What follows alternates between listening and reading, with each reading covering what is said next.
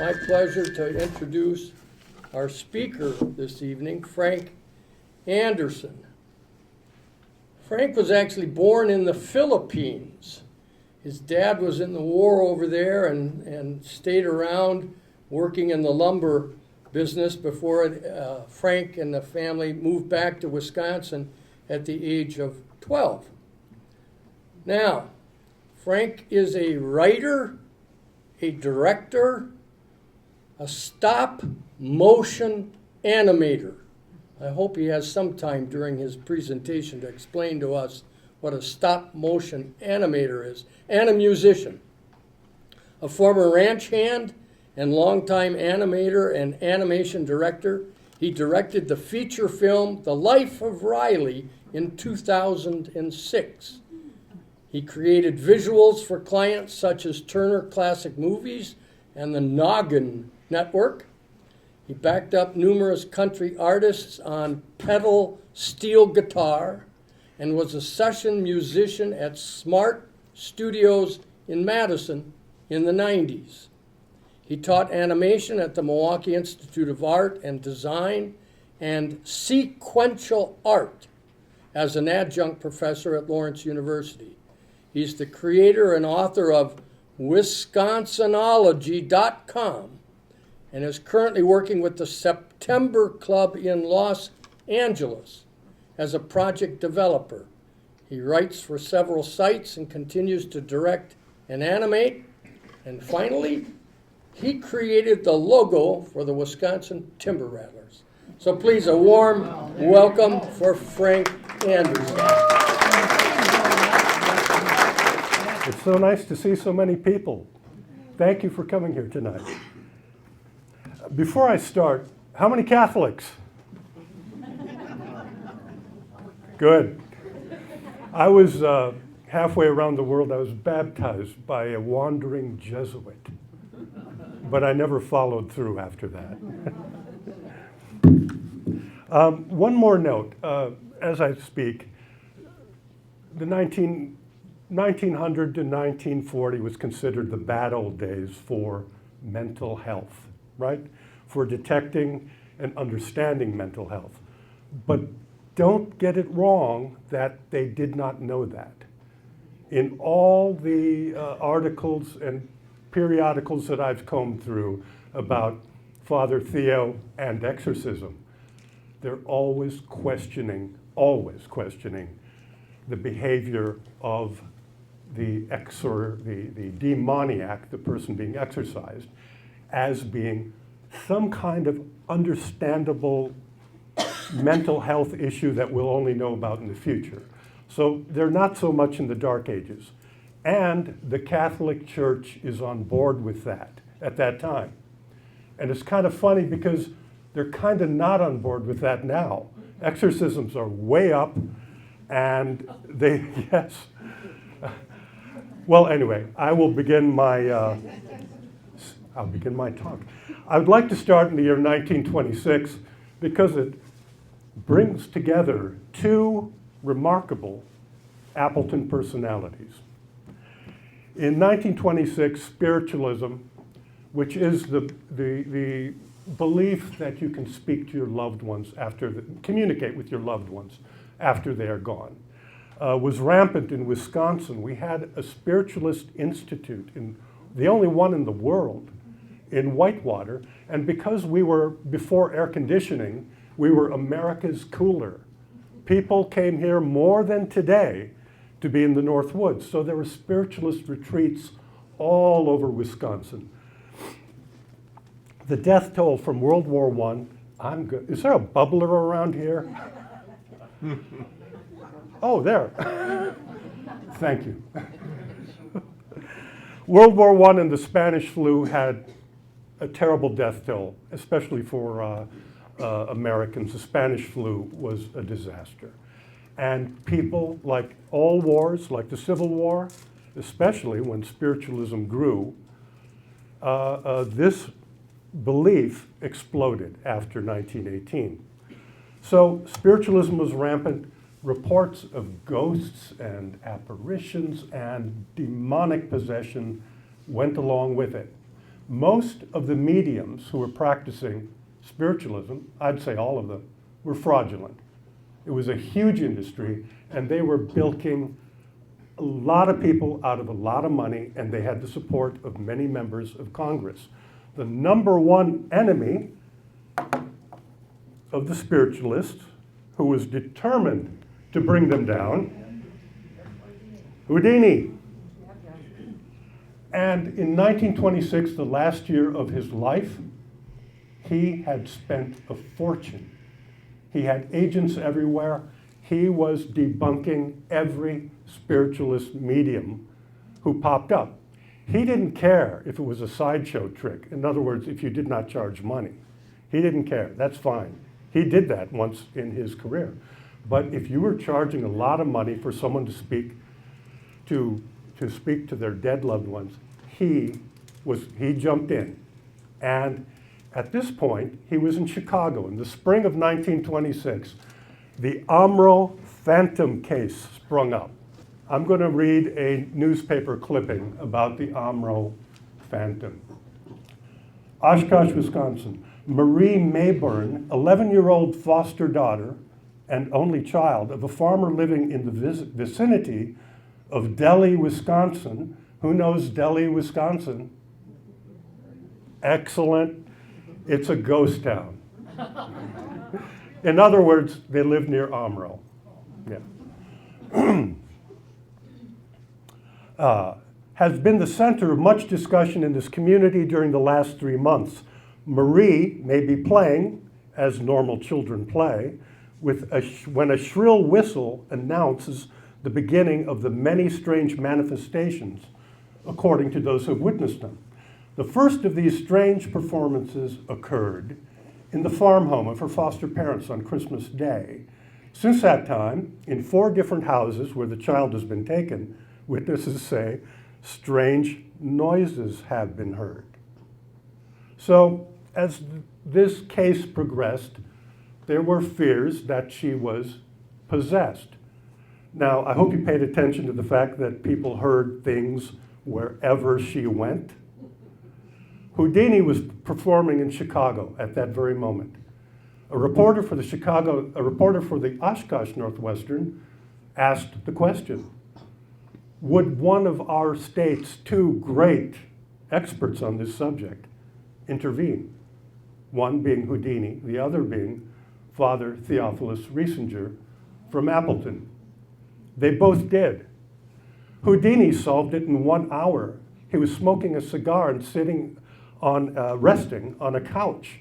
He read the entire case of Marie Mayburn, and he said, I will give them $10,000 that they can give to the charity of their choice if I don't figure out the case the moment I arrive in Amral. Well, that ended it. Houdini figured out that the little girl had a clever defect in her jaw, in her teeth. When she drew her breath in, like this, it created an incredible shrill whistle. So this whistle announced every event that happened. So once the whistle came, people freaked out, got into their supernatural mode, and then she could do the rest of the work, which is throw toys around or drop things that she had in her pocket to make noise. To confirm Houdini's assumption, Father Theophilus Reissinger went down to Mercy Hospital in Oshkosh, and he gave her his test. Now, his method was he would say 2 short prayers. Any suspected demoniac got the same treatment from Father Reissinger. Within 5 minutes, Father Reissinger said, nah, she's not possessed, I'm leaving. So that ended. I'm going to give you a quick, and I mean quick, biography of Father Theo. Father Theophilus was born in Stelze, Bavaria, 1868. At age 21, he entered a monastery not far from his home. He dropped out. He went back to school. He emigrated to the United States. He re-entered the Capuchin order in 1892. In 1899, he completed his studies for priesthood at a monastery, St. Francis Monastery in Milwaukee, and he was ordained there. After a succession of churches in Brooklyn, Manhattan, and New York City, he was assigned in 1912, at age 40, to St. Joseph's Parish in Appleton. And there he remained with 2 short stints at the monastery, St. Anthony Monastery in Marathon, Wisconsin. He was there to help them build the cemetery for the first time. This is Houdini's motto, his motto. I fake, so do all others. I love that. That's why he's my hero. To me, everybody and everything is show business. Everybody's in show business. They can deny it, but they are. Once people record you, once you're in the papers, once you're on film or tape, you're in show business. And how you present yourself, well, you alter it. I'm altering it right now because I know 2 cameras are on. In 1973, something happened that shook the world. This happened in 1973, and this shook the world. My sister-in-law, in 1973, was in college, and she went to see The Exorcist. She's a Lutheran. She came home, yeah, I know. She came home, a little statue of, a plastic statue of Jesus she had on the shelf in her bedroom, fell after a sharp jar hit her house. What happened was there was an earthquake in southern Illinois, and we felt it all through Wisconsin. I remember that earthquake. It was one hard hit, and things went blah, blah, blah, like that. Anyway, she didn't know that, and she nearly switched religions the next day. The Exorcist filled the pews, got people interested in relics, prophecies, religious arcana, and the physical details of that book were wrongly attributed to a case from Baltimore and St. Louis involving a certain Roland Doe, fake name. That's all the press talked about. If you ever saw The Exorcist, it's a blow-by-blow depiction of Father Theo's most famous exorcism. The Roland Doe case that was cited during The Exorcist was rife with misinformation. Its various sources completely suspect. It was never told the same way twice. Every famous author, quote, author or scholar who recounted it was wrong. They based their information on things that never happened. I'll recite what happened briefly. Roland was an only child whose only friends were the adults in his house. He was 14. He happened to have an Aunt Harriet. She was a spiritualist. She introduced Roland to a Ouija board, big bugaboo these days. Her early death crushed Roland and set off a series of strange events. The family experienced noises, furniture moving, vases flying whenever the boy was nearby. You know who's doing it. They reported the events to their family pastor, a Lutheran whose lifelong obsession was parapsychology. Do you see where this is going? It's just doubling down as it moves along with one vested interest after another. He tells them, I'm a Lutheran, we don't do this. You've got to bring Catholics in. So an army of Jesuits arrive, and I mean an army. And they begin the exorcism in Cottage City, Maryland. Young Roland is a difficult case. He basically punches everybody who gets near him. He was just a deeply disturbed, troubled boy. Father Walter Halloran, finally, a voice of reason, a Jesuit from Prairie du Chien, Wisconsin, was the last living witness of the exorcism of Roland Doe. He considered Roland a very disturbed and very strong 14-year-old outcast. Father Halloran would later become a chaplain in Vietnam who parachuted into battle on numerous occasions to administer comfort and first aid to wounded and dying soldiers.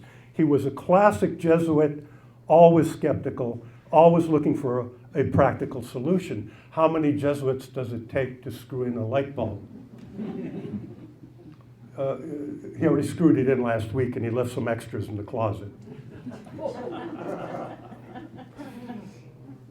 Looking back, Father Halloran said, I never made an absolute statement on the exorcism of Roland because I didn't feel I was qualified. That's great. To a friend, he admitted, I think there was a lot of play acting going on. In the end, the story of the exorcism of Roland was mistold again and again, each time the teller manipulated the facts to fit their own agenda. The Catholic rite of exorcism. Oh, by the way, that's the real star of The Exorcist, the Babylonian demon Pazuzu.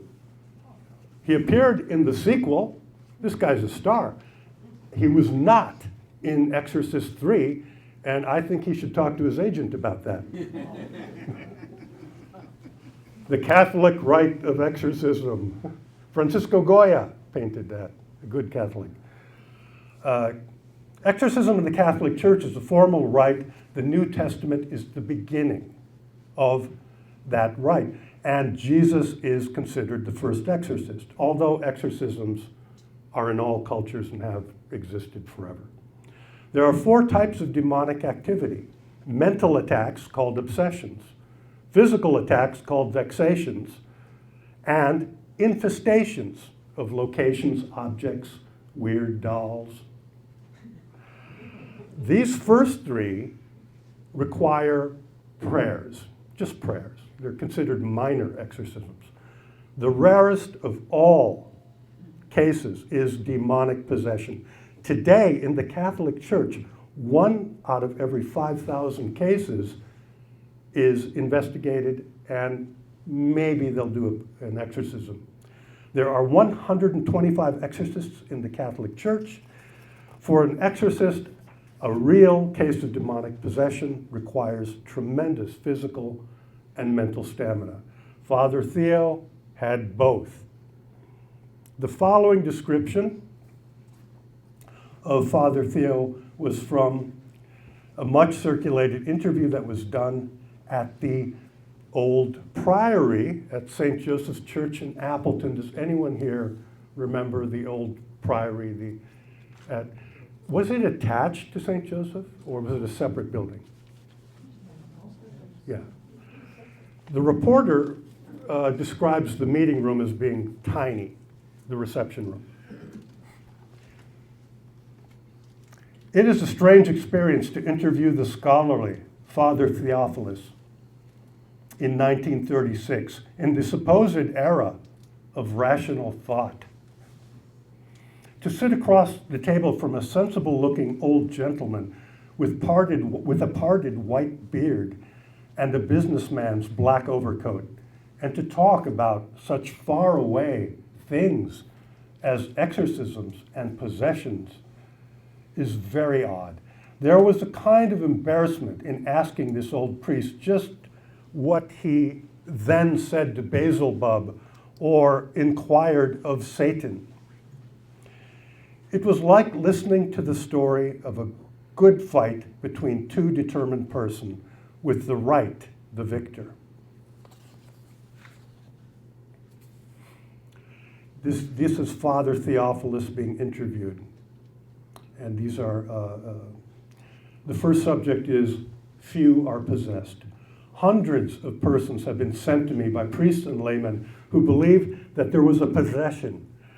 Usually, I find otherwise. I give a great deal of study to a case before I am willing to admit that there is a possession. You cannot imagine the terrible symptoms and feelings that possessed people have. Strange cats and dogs talk to them in the night. I thought that was funny.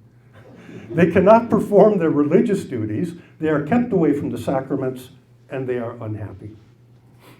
I admit these symptoms look like hysteria and insanity, but that is not the case. Through exorcism, through prayers of the church, we can force their devils to talk. When the devils are men, they speak with men's voices.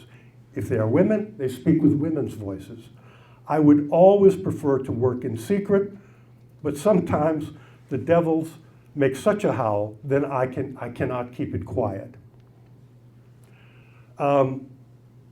He gave a talk to the Appleton Rotary Club at that time, and the Rotary Club was so interested, they wanted to send their delegation along to accompany Father Theo on one of his exorcisms, and he had to very politely tell them, no, you cannot do that. It is interesting that during Father Theo's time, exorcism was a source of embarrassment to the Catholic Church. They wanted to be viewed then as vital to the fast-changing times and the modern world that was created between 1870 and 1940. A world that changed more than ever, more than today. That time saw more change. Today, the church has changed its mind about exorcisms. The number of exorcists has increased. And since the pandemic began, the number of requests for exorcism, just like the number of mental health cases, has exploded. Theo in Appleton. Father Theophilus arrived in Appleton to find a very Catholic city set in a very Catholic region. Now, I'm not from here. And people I met from here thought that their being Catholic in a Catholic community in America, a dense Catholic community, Nina Menasha, Appleton, Milwaukee, all the way down the line, the Holy Road over there. They thought that was normal.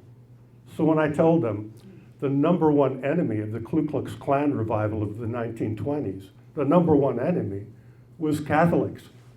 Well, no, that's not true. I never heard such a thing. They say things like that. But as an outsider, I come from a Lutheran Norwegian town. To move up here, that's culture shock.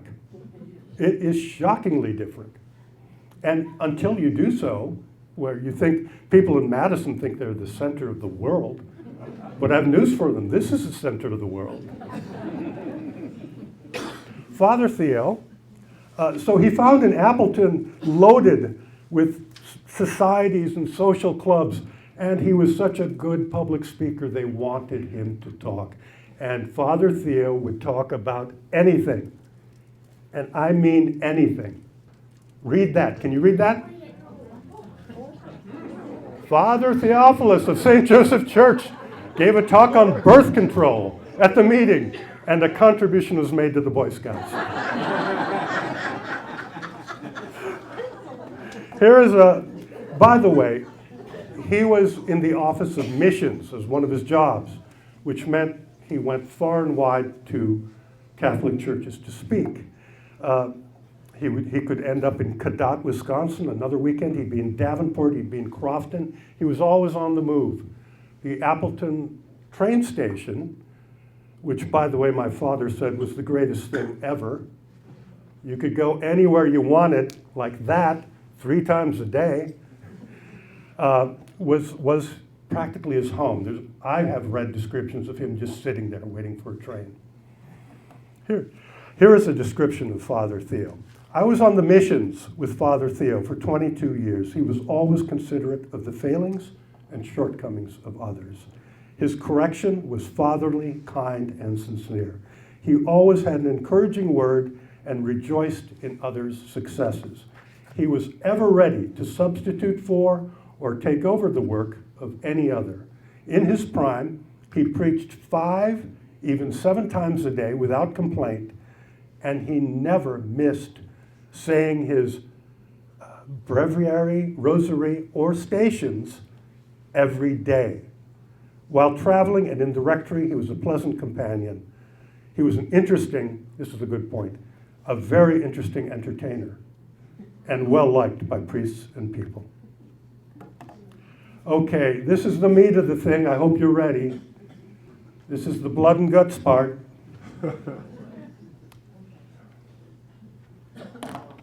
That's Father Joseph Steiger from Earling, Iowa. He assisted Father Theophilus and his sister assisted in the greatest exorcism case in American history, the exorcism of Emma Schmidt. We don't know who Emma Schmidt is. It took me a lot of time for me to find that she was even named Emma Schmidt. The exorcism was performed at a convent in Earling, Iowa. It was a long and brutal affair, performed in 3 stages over a period of 3 months, a total of 23 days. Little is known of Emma Schmidt. A document of this case, a 40-page pamphlet published in the 1930s called Begone Satan, refers to her as Anna Eklund, a cover name to protect her identity. She appears as Mary X in another publication, an account written by Father F.J. Bunsey, oh, help me with this, called The Earling Possession Case, an exposition of the exorcism of Mary, a demoniac and certain marvelous revelations foretelling the near advent of the Antichrist and the persecution of the church in the years 1952 to 1955. Obviously not a bestseller. It was published in 1934 and is supposedly taken directly from the notes of Father Theo. Well, that's probably not true. Father Theo's notes, well, they're not available to us. They're in the Vatican. Begone Satan was initially distributed to seminaries around the United States. It became a minor sensation in the Catholic world, popular to the point that its key figure, Father Reissinger, was mentioned in Time magazine and received numerous celebrity visitors in Appleton. People always came knocking on his door. Father Theo, who had stopped performing exorcisms by that time, was a celebrity and he was enjoying it. During the exorcism, there was a lot of Catholic boilerplate being discussed by the many demons and with the exorcist. The demons get very involved, according to these 2 authors, in the minutiae of points of order, rules, hierarchy, protocol. At times, Lucifer and his lieutenants and acolytes come off more like officious bureaucrats rather than fearsome fallen angels or demons. They are completely versed in church rules, which is shook me, and strangely obedient to them. And they love to argue. That's all they do is argue. The author of Begone Satan, Father Vogel, interviewed the people who were directly involved in the case. Father Joseph Steiger is the main witness. He is the saddest figure of this entire story, and you'll find out why. Emma Schmidt was 46 years old in 1928. She was born in 1882. Her mother died when she was small. She was raised by an abusive father named Jacob and his mysterious mistress, someone who may not have existed at all, or someone who was her aunt or her sister. Her father, Jacob, it is said, sold her soul to the devil. The name of this person is Mina, this mother, mistress, whatever. In the second, Emma Schmidt had been exorcised before. We think 2 times total, but I think 3. Her entire life is very sad. She's beset by horrible mental problems. It is said Emma was a serious and devout Catholic until the age 14. Things changed. Episodes of hysteria and strange behavior followed. She heard voices. She's reported to abhor all things of a religious nature. She attacked a priest who blessed her. Objects near her moved on their own, and she was known to purr and hiss like a cat. Father Theophilus arranged to have the exorcism performed at a Franciscan convent near Earling, Iowa, which is a small town near the Nebraska border. Emma was laid upon a mattress in an iron-framed bed. Two nuns who are described as sturdy held her arms down on each side. A third stood by. Joseph Steiger and Father Theo's and Joseph's housekeeper, Teresa Wegerer, were there as well. Father Theo began his prayers. As the prayers began, Emma sank into a deep unconscious state. She would remain in that state for the next month. Her eyes were shut so tightly that they could not be forced open. It was at this point that a hair-raising scene occurred, almost right away. With lightning speed, the possessed dislodged herself from her bed and from the hands of her bodyguards. Her body, carried through the air, landed high above the door of the room and clung to the wall opposite with a tenacious grip. All present were struck with a trembling fear. Father Theophilus alone kept his peace. We are now in a place where gravity does not matter. We are also in a place where the exorcist, as I mentioned before, blow by blow, begins to echo our tale. With great effort, these nuns just pulled Emma back down and placed her on the bed. Immediately, she began to howl. Like a pack of wild beasts let loose in many voices, this howling is heard far from the convent. People in the town, I don't believe this, by the way, report hearing the howling packs. And it is sometimes answered. A loud, shrill voice rent the air, and as though it were far off, somewhere in the desert. Quote, "This struck terrible fear and penetrated the marrow of everyone's bones." In the ensuing days, Emma, and remember she's in a subconscious state, with her eyes shut tightly, would vomit, defecate frequently. And I quote, "In quantities that were, humanly speaking, impossible. 30 buckets a day were continually being filled and emptied. And bear in mind, she's not eating. A spoonful of water a day. She would need an IV. The stench was intolerable. Flies, mosquitoes appeared everywhere. Swarms would appear and suddenly vanish. Her lips expanded to the size of a hand, then would quickly again deflate. Her head changed shape. And I quote, her pale, death-like, emaciated head took on the shape of a water pitcher. She levitates. She is violently averse to holy water and holy symbols. She knows hidden things. She knows everybody's secret. She knows the most private thing everyone would not want the others to know. And she begins to recite all of their sins, one by one. Imagine that. She predicts the immediate future near-fatal car wreck that nearly took the life of Reverend Joseph Steiger. He was shaken but not physically injured. He returned to the convent after the accident and was immediately confronted by Emma. She said, "What about your new car, that dandy auto, which was just smashed to smithereens?" She asks. She seemed to relish targeting Steiger, who admittedly does not have the strength and iron will of Father Theo. I mean, he looks haunted there, right? This is after the exorcism. He is haunted. As the days progress, it becomes clear that Emma Schmidt is possessed by many demons, and Father Theophilus makes them all reveal their names. There is Beelzebub.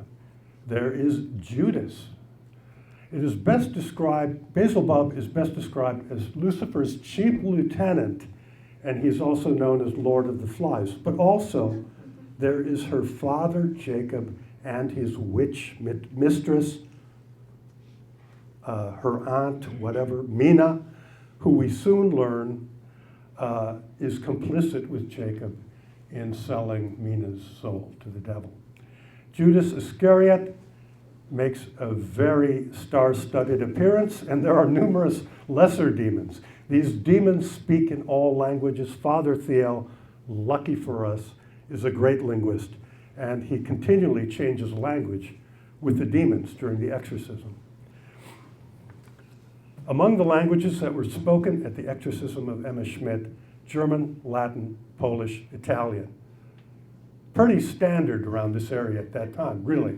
60% of Wisconsin spoke another language at home at night in the year 1920. The New York Times declared this state the most foreign state it had ever seen. It is the map of old pre-war Europe transplanted to a place right here. And it was stunning. When I moved to Deerfield, Wisconsin, I was 12, right? I thought people spoke English.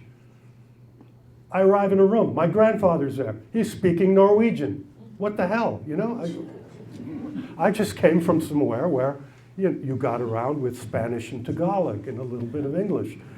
This was shocking to me. And then as I traveled around Wisconsin, all of our communities are so fascinating. Everyone there is from Belgium. Everyone there is from Lithuania. Everyone there is from Holland. I'm pointing in the right direction, aren't I?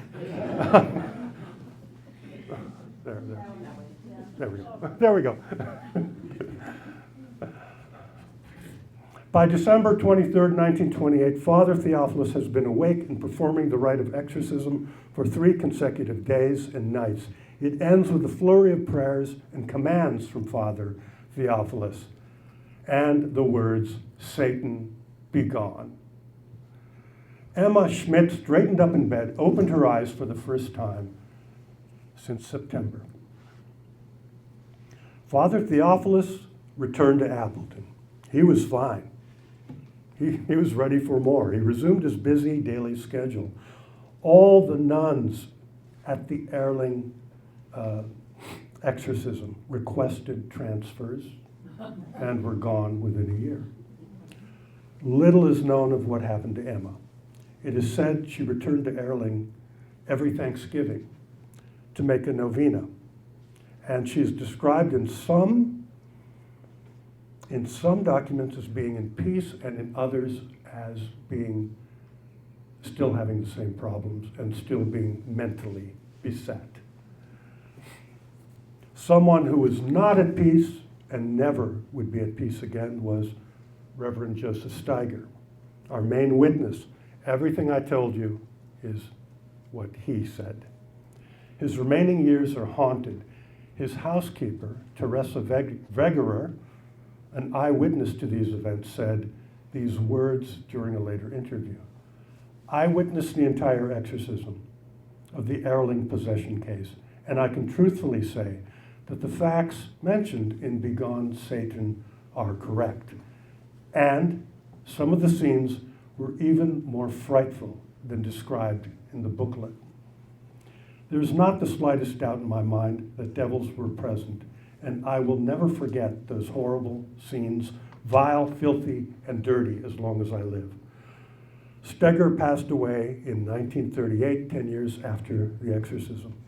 He was no longer the bright-eyed man who drove his brand new car to pick up his dear friend, Father Theophilus, at the railway station in Iowa in the fall of 1928. Father Theo's now a celebrity of some note. People do know who he is. He died 1 month, November 9th, 1941, just before World War II. He was assisting in a service at St. Mary's in Menasha. By the way, George Liberace was baptized there. Does anyone know? He died at he had a heart attack at 7:15. He passed away later at St. Elizabeth's, 3 p.m. here in Appleton. The story of Father Theo gradually disappeared. He was kind of forgotten. And the Erling exorcism was as well. But William Peter Blatty, the author of The Exorcist, found it and used it as part of his research for his best-selling book. When the movie came out, Father Theo was back. You can see him. He's buried at the priest's circle at St. Joseph's Cemetery, between Riverside Cemetery and the Refuge, formerly Mount Alverno Retreat, which he helped build, by the way. Well, he says so, but I think he was a little past his prime by then. So I would suggest go visiting him. Ever since I've been talking about him in my Wisconsinology.com and other venues where I appear, he's had quite a few visitors. And people have inquired of me. I don't know if I'm the expert on the case, but I can say this. I've read everything I can, and I've read all the books, and I've read all the research. I've read scholarly papers, and they all disagree with one another. Bill Hendrick. We have a Father Theo, I would say expert. I just read his stuff with us, and he gave me some good things. He wrote the description of Father Theo in Find a Grave. So if you look him up online in Find a Grave, you'll find way more detailed than I've ever seen description of the life of Father Theo. Thank you, Bill, for that. Thank you so much, everybody.